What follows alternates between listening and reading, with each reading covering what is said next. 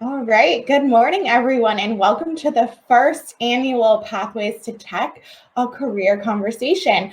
My name is Marlena, and I'm in marketing at Orbit Group, and I'm so excited to be hosting today's event on behalf of the New Hampshire Tech Alliance. If you're not familiar with the Tech Alliance, it's a statewide technology association that is dedicated to supporting companies, building partnerships, and providing educational opportunities, just like this event. Over the last year, we have watched the pandemic make changes throughout our lives, but perhaps the most importantly, in our schools. We've watched our students and educators embrace technology and learn new ways to work together through this event, the New Hampshire Tech Alliance.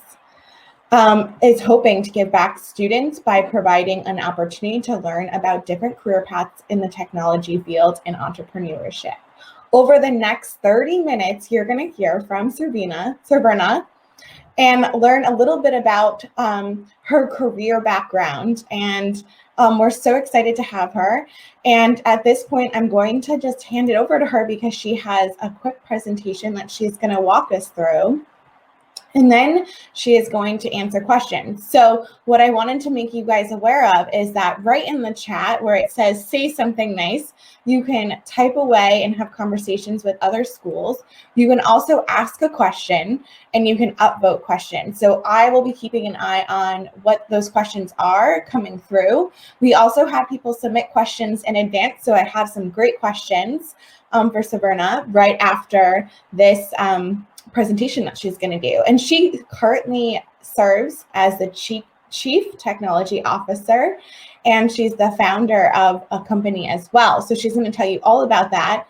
And she has had an experience as a senior user experience engineer on the e-com side, and she has also had a wonderful volunteer work through the New Hampshire Tech Alliance and through other organizations throughout New Hampshire. She did attend the University of New Hampshire and the Johns Hopkins School of Engineering, and her background is in computer information systems, software engineering, business administration, cybersecurity, and systems engineering. She takes pride in finding balance to be a wife, a mom to 3 kids, and her career. And her passion is helping empower more women to follow STEM paths. So what an absolute pleasure to have you here today. And thank you so much for taking the time to join everyone from all the different schools. We're really lucky to have you. So I will hand it over to you, Saverna. Good morning, Marlena, and thank you for that kind introduction. And good morning to all of the wonderful viewers that are joining us this morning. I know many of you are still in class, so I hope that you catch this recording after you have some time in your school today. But for those of us that are joining, I really would like to say, first of all, thank you to the New Hampshire Tech Alliance for giving me this honor to share my knowledge with students and to give me this platform to add value to whatever's going on in your career side, or your thoughts or questions that you might have today. We'll delve into that. So without any further ado, let's begin. And thanks again, Marlena. Absolutely.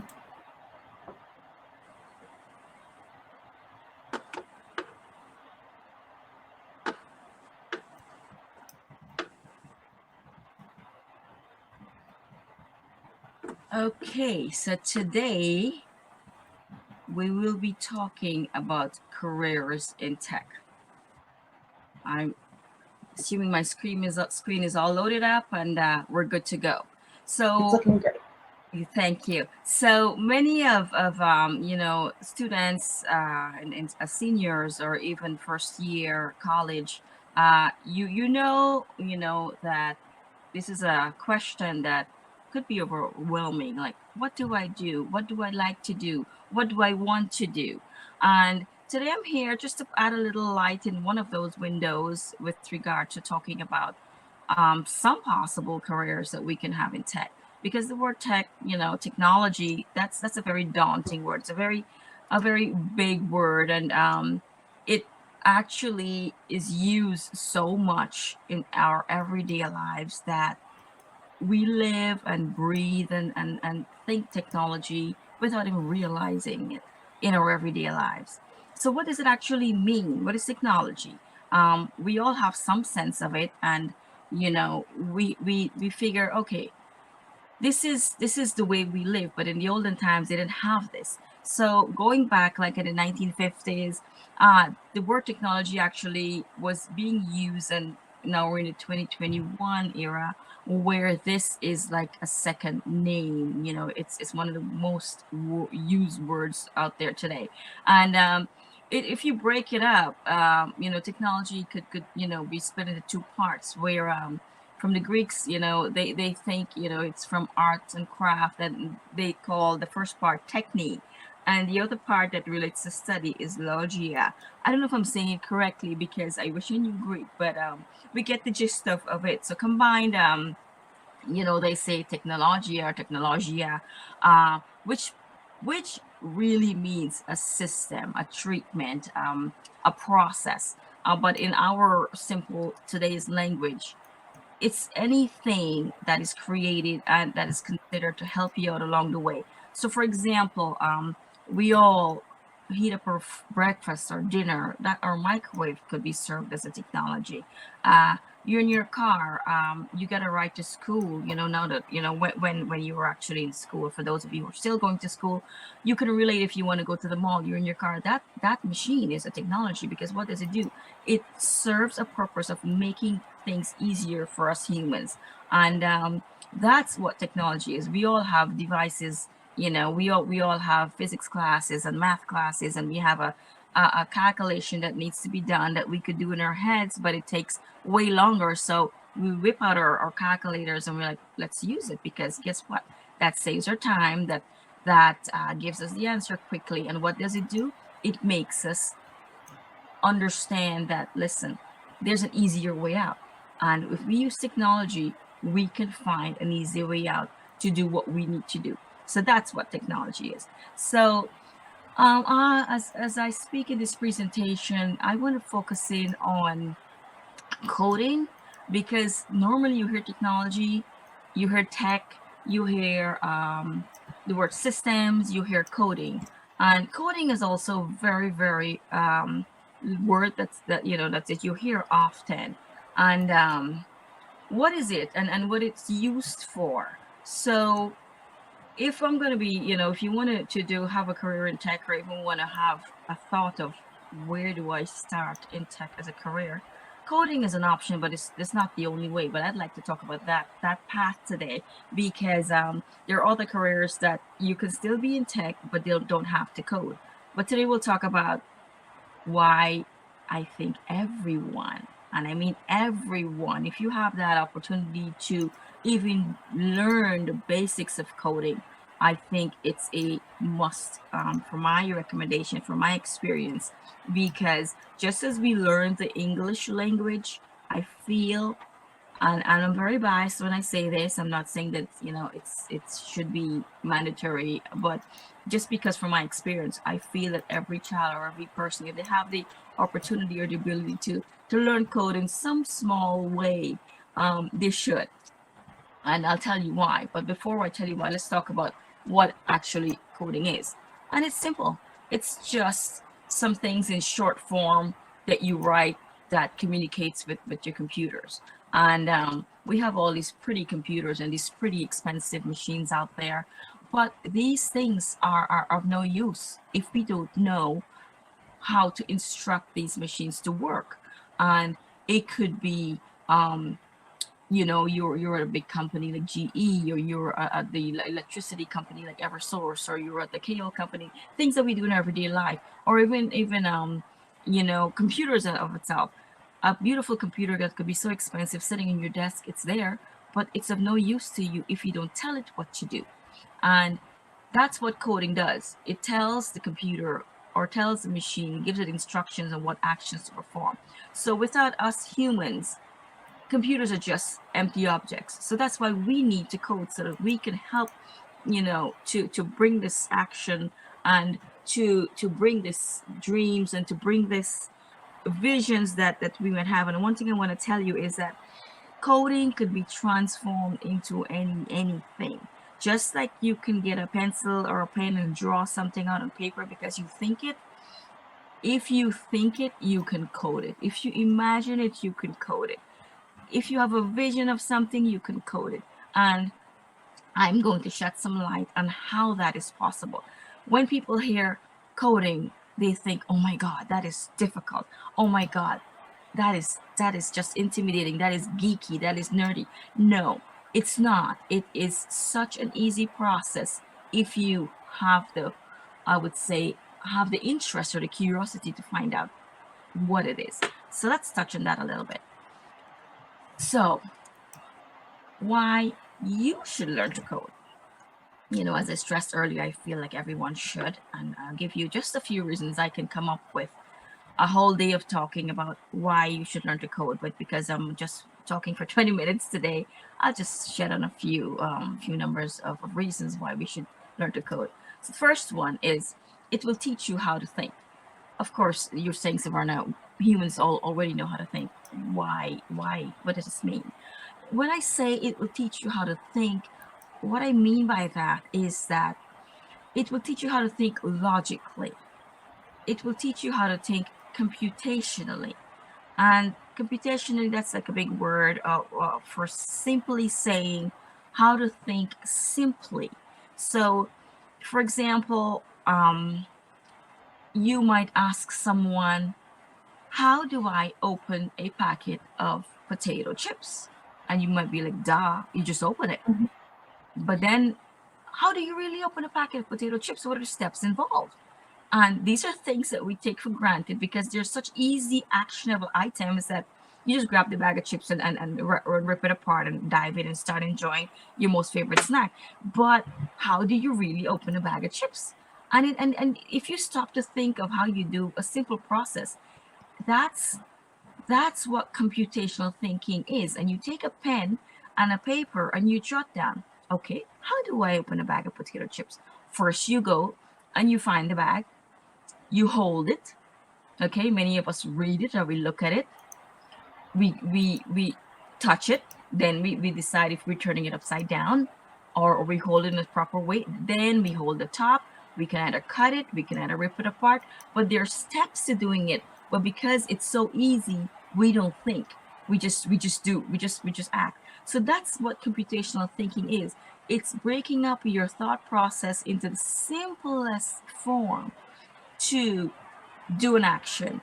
And this is why when you code, this is the way you have to think logically. So for example, you're speaking to different kinds of people in your life as you grow up, as you go out there. You might have a younger cousin, you might have a grandpa, you might have a teacher. These are all different levels of people that you have to know how to speak to. You're not going to speak to your teacher the same way you speak to your little 5-year-old cousin, because you would use different lingo, you would use different sentences. Whereas if you speak to your grandpa and you talk to him about technology, you have to break it down differently because, again, you have to know who your audience is and how you're presenting your stuff that you have to say. And that's what, when you learn to code, that's what it helps you do. It helps you, that gives you the ability to I would say, differentiate in your thought process. Another reason is it makes you a better problem solver. And by this I mean it makes you more patient. It makes you just not get frustrated very quickly, because by then your thought process has grown to think from things all around, in different angles. So then when you code, it also helps you think and look at things from different perspectives. Instead of looking at things from just one angle, hey, wait, I tried this. This doesn't work. Why don't I do this? You know what? Let me try this. So take, for example, a simple math problem. You're getting the correct answer, but in schools today, the teachers want you to show your work. How do you get that answer? And that's how your perspectives, on different things change. And that's just a subject with regards to math, but it could be you're explaining something to another person, or you're doing a different topic in a different subject. And your perspective on things change when you're doing research, even when you're reading your chemistry homework. You're able to see things visually without even writing it down. And me personally, the one thing that I do that people think that sometimes Saverna is mental is that I would see things in the air. I would like read something and I would take my hands and I would visualize it, because I've been doing this for many, many years and it's become a part of me. And if you start now, I feel that in years to come, this is going to be like a second nature to you, and it will make things easier for you. Another reason why you should learn to code is that it will help you to communicate better. This is something that I talked about in my first reason. You know your audience, you know your viewers, you know your listeners, and you're able to break down complex conversations into simpler ones, or take simpler ones and make them, more complex depending who you're talking to. So it makes you communicate better. It gives you the confidence to know that, listen, I got this, I can do this, because if I can code, then I can do anything. And the next thing is that it will help you to collaborate better in a team. In schools, we all have projects that we will have to work with our team members. And I'm sure many of you have run into problems where you will find that, okay, see, it's 9:17. Am I, Marlena? Yes. Okay, I'm going to. But you're doing great. Yeah, I think I'm supposed to be off at 9:20. Yeah. So, you know what? Yes. So we'll just race through this, but the next one is it helps you get a better paying job in the tech field. So the next thing is why you should learn, or why I should learn, or why I should keep learning, is that there's many different reasons. The first one is what kind of career path you want to follow.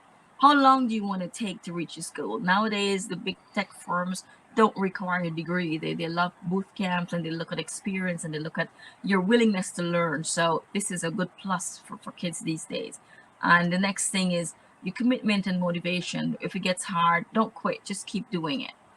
And then the next thing is software engineering that I would like to talk about today. And I talk about this because I am one, and I have experience firsthand in what it is. So this by itself has many paths, many career choices, and I feel that it's based on what you want to do. So there are different types of this, and it depends on what you want to do, what your day wants to look like. And because we have 20 minutes, I can't go into detail with this, but I'd love to do another presentation if called upon for this. But there are different types of functions for engineering. So based on what they do, that's what their titles are. And let's touch on a couple that are really popular. I'm sure that many of you have heard about. And I'm just going to talk about 6 of them today. So we have the front end, we have the full stack, we have the security, the back end, the Keyway, and the DevOps.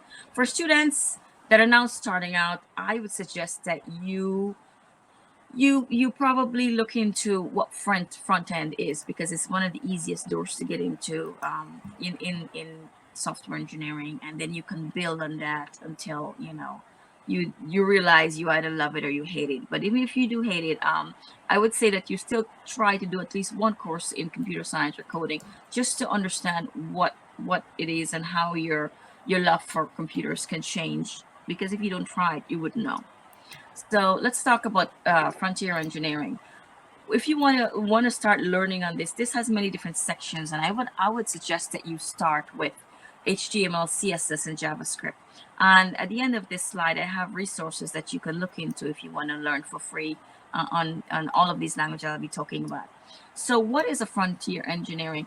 This is something that an engineer does that develops the UI. So you're on your computer, you go Google something, and it's everything that you're seeing as the end user. So the frontier engineer makes it looks pretty, designs it so that you don't get bored, and your process of browsing is very easy, and it's easy to use, and you get a wonderful experience on that website that you're on, so you want to go back and look at it again.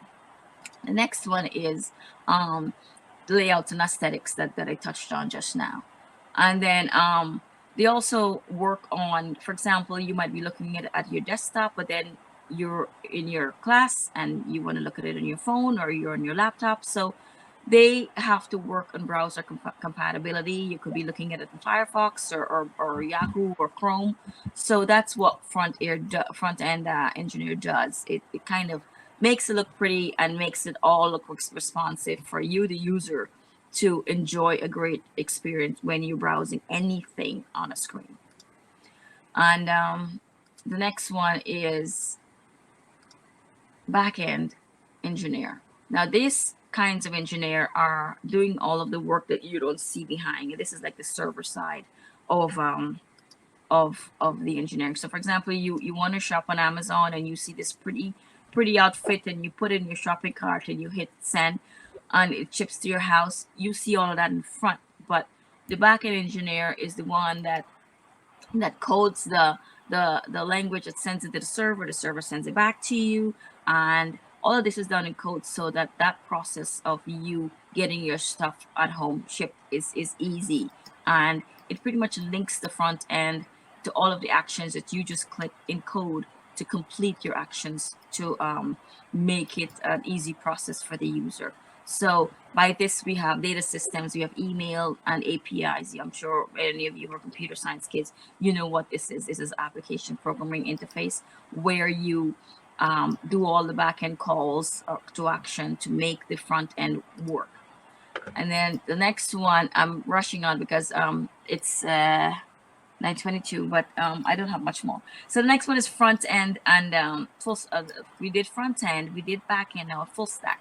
Full stack is a little harder. It takes a longer to get here because it's a combination of what the front end and back end engineer does. So this person obviously would get more money. This person would be better paid because this person would add more value to the team.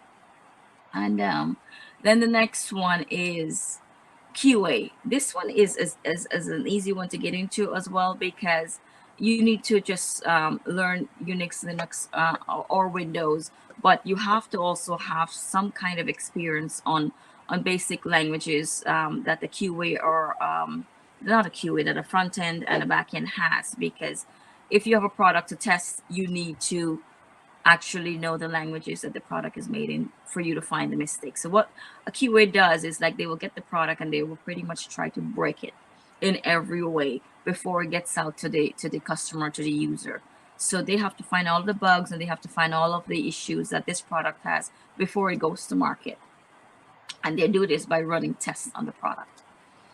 And the next one is DevOps Engineer. This one is you need to learn a couple of languages. In as much as that, you need to learn some automation systems. You need to learn how the entire system works. So with regard to systems engineering, this is on the system side, not the application side. And this kind of is like the whole engine of the day where it comes to DevOps, and their work is pretty interesting because you have different kinds and sections that you can actually do for DevOps. But again, if you want to think of a career in DevOps, it's a very rewarding and very enjoyable experience. And then lastly, security engineer. With this one, we have to go to school for this one. We have to have certification because this is looking for all the cybersecurity threats and the hacking. So what a typical day for this kind of engineer is would be that you have a protection software for all of your data, and this engineer's job would be to pretend to be a hacker, to find ways to come in to try to break that system, to get into your data system. So by doing so, they make your data system stronger. And it's fun. It's fun because you get to think like a hacker, and you get to sound cool and all that. And I'm sure a lot of the guys would like to do this because it's wow when you see what can actually happen and how people can actually enter your system and how easy it is. So I think it's a very, very interesting path to do. And these are some resources that I have if you want to just come in here, get your feet wet. They're all free, as I said, free sources, and there are a bunch more if you browse the internet. So my thought for you as I end today is to strive to become better every day. And by doing so, I'm not talking better every day as a person. I'm just talking about you with regards to coding. If you do decide to try it, is that you keep reading, you keep coding, and coding is something that you just don't code today and you're done. It's a lifelong thing that becomes a lifestyle. Just like you need to eat your breakfast or you need to brush your teeth, I put coding right up there if you're passionate about it.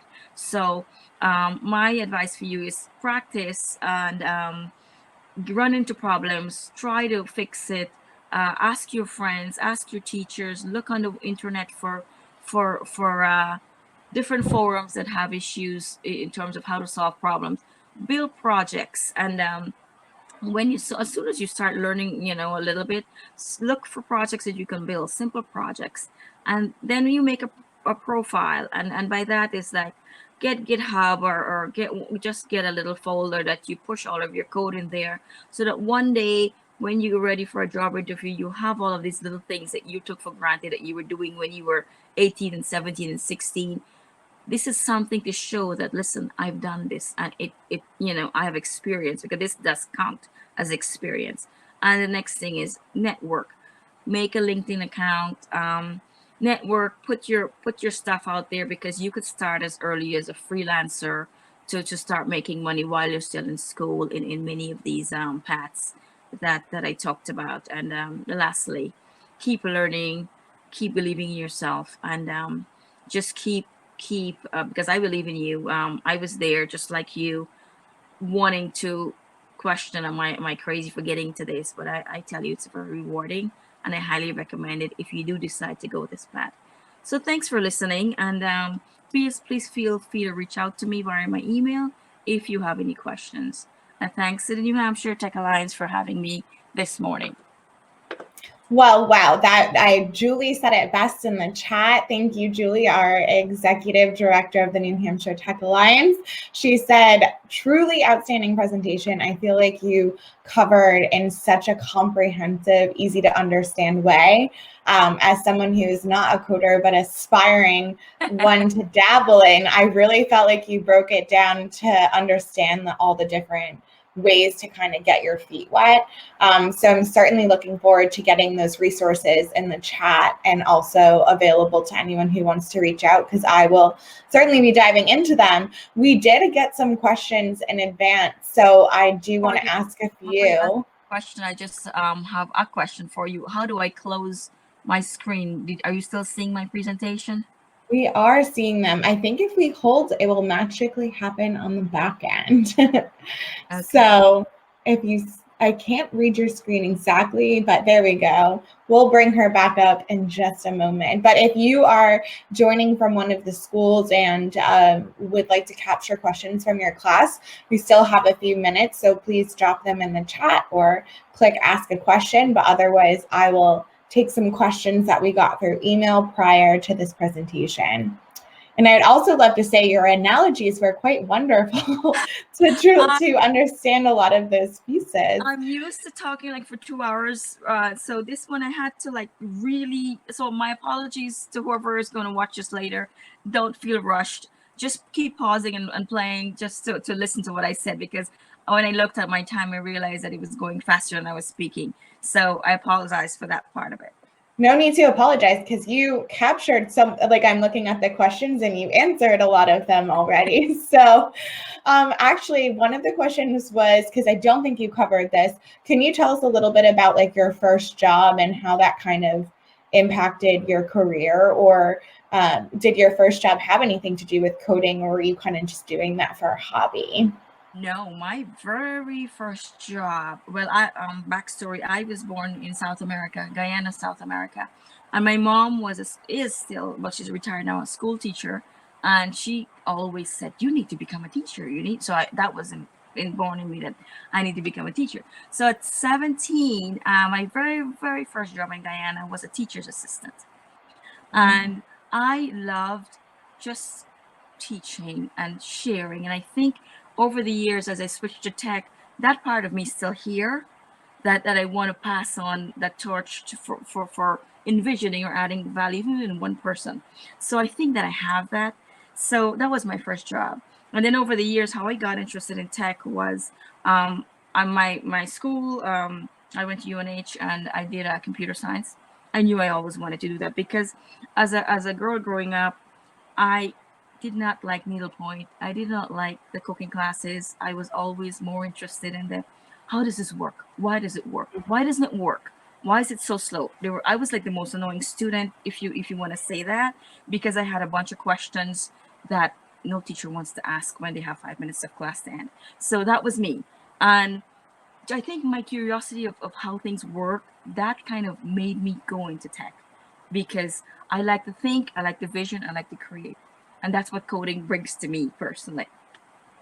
That's such another great takeaway, is to always be curious and asking questions. And it sounds like a lot of the engineering background of coding is really helping people solve problems. So if you think about it that way, for people who are always curious and asking questions up until the bell rings, this career field could be for you. So fantastic. And I guess, can you speak a little bit to, because you did mention as a female in tech, and I know you're invested in women in tech. Could you share about like any mentors you found along the way, or where did you kind of find that whole, I'm going to pick myself up and try again, because I do find with coding, it's, one little thing and it won't work. So how did you kind of keep yourself motivated, and did you reach out to mentors along the way? So I've had mentors all along my life. My mom being the biggest one, and also the biggest critic, I would say. But in schools and colleges, I was very fortunate to do a computer science degree, and how ironic that with the exception of one of my professors, were all women. And they were like 2 or 3 females in a class of 16. And I think that coming in there the first day, you seeing all these guys in class, and it's just a stereotypical thing. You think this is a guy's thing, tech is a guy's thing, engineering is a guy's thing, and it's intimidating because you question yourself, do I really want to do this? I don't want to look like I don't know what I'm doing. But my thing is that there's never any bad question or dumb question to ask. If you believe that you want to try something, and even if you don't do good at it, still try it. And with regards to coding and the times that I've gotten stuck, tell me about that. I have a t-shirt that says I'm an engineer, I don't know anything, because half of the time there are silly things like a semicolon, and you run or compile your code and you think, why doesn't it work? And then you would think, and then you would get up after 2 cups of coffee later, you come back to it and you're like, duh, that was it. But it teaches you to be patient. It teaches you to laugh at yourself. It teaches you that it's okay to make mistakes. So what I would do is that if I have something to deliver to my team and it's due next week, I'll give myself like 3 days deadline prior to that, just to fix my bugs and everything else. Because with coding, and you do find that every single day or every single moment you run your compiler code, and that's fine. Don't get frustrated. Get up and say, listen, I got this. And if there are things that you might not know, look into it and find resources. Ask somebody. Ask your buddy. That's such excellent advice, and you just have such a great perspective on how to stay grounded, ask questions, give yourself more time. And it's like almost I'm chuckling inside, because as a student, I'm sure there's many students listening who wait until the last possible moment to submit their homework assignment. Oh, yeah. But I guess with coding, giving yourself that extra time could be really helpful. Well, we are coming up with our time today, but I think this is just a really great way to end, and I'll leave it to you for final words. But it certainly sounds like we need to have an encore of just Q&A and diving deeper into this really highly valuable presentation that you provided today that just encapsulated so much about the career path of an engineer and all the different ways that you can get involved in specifically software engineers. So thank you so much for making the time today, putting together a presentation, and giving students an opportunity to hear your perspective on and your career so far. So over to you for final words. And please, everyone who's watching, come back and look at the chat for the resources. And for anyone who's watching this recorded, still ask questions and we'll make sure we get them answered in the chat. Well, thank you. It was an absolute blessing and honor for me to be here today to just share my thoughts with all of the students. And I'm here if you guys need me. Excellent. Have a great rest of your day. Thank you, everyone, from the New Hampshire Tech Alliance.